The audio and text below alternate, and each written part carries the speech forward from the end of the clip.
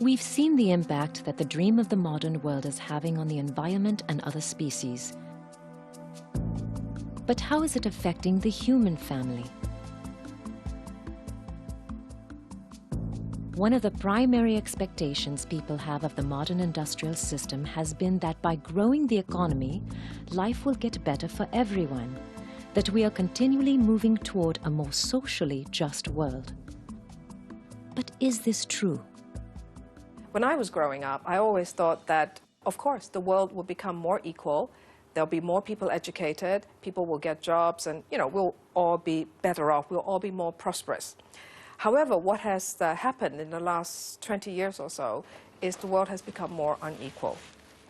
This idea that the poor will be kind of helped to come along, even though the rich get richer, this hasn't actually worked out to be true. We all know that a great disparity currently exists between rich and poor. One way to understand this disparity is to think of the Earth as a community of 100 people.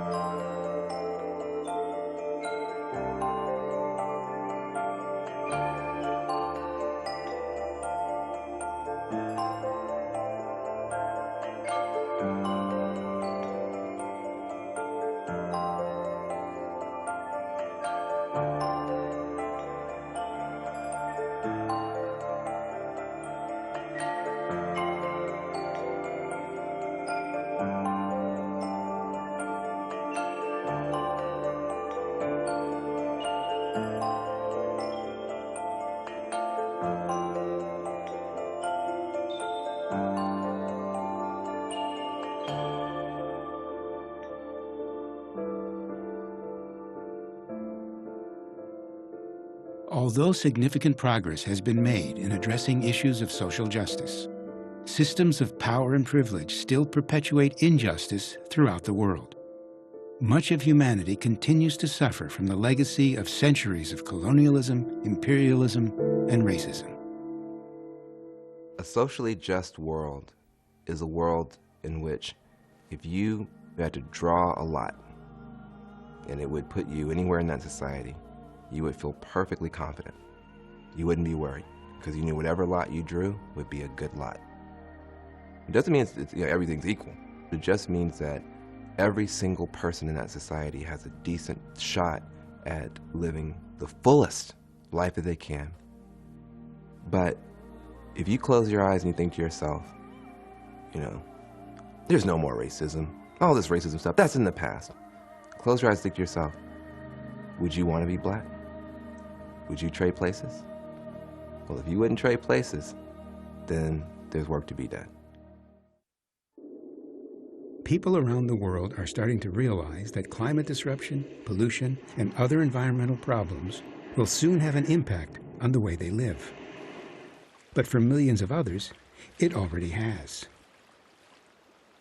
The movement to address this has a name: environmental justice. Environmental justice is the belief that no community should have to bear the brunt of a disproportionate amount of environmental burdens and not enjoy any environmental benefits. But right now, race and class are the most excellent indicators as to where you're going to find the good stuff like parks and trees and where you're going to find the bad stuff like waste facilities or power plants.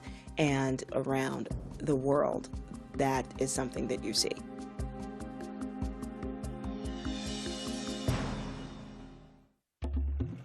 In many parts of the world, especially once colonized countries, where local people still have no control over their natural resources, the industrial world's demand for oil, minerals, and timber is having devastating effects on the land, air, water, and people.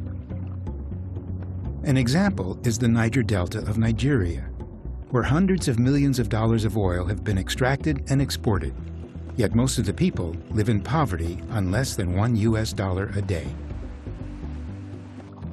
And because of the oil activities in this place, a lot of people who go to fishing can't even catch fish. the aquatic life is destroyed. See, the cassava, they don't want to finish. The oil now is spoil and like this. So. All our food, all our fish died, finished. The community asked us to go and do the cleanup.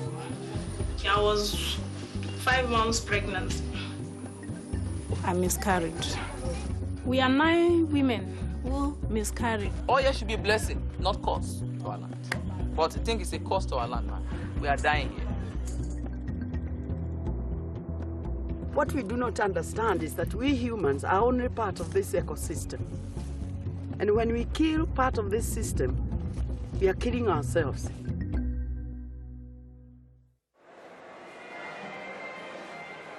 I think for a lot of people who are born in privilege, there's a sense of what a friend of mine calls the right not to know. I don't have to know about poverty. I don't have to know about racism. I don't have to know about environmental degradation or environmental justice or injustice because it's not me. I've got my life and I've got my family and I can do what I want. But the world is not forgiving of that much anymore. Pollution carries, water runs out in rich places too. The forests are coming down everywhere. The fish in the sea are depleting. It's hurting us all. Yes, it's hurting the poor first, but it's very, very difficult to go through life anymore and not see it and not feel it at some level personally.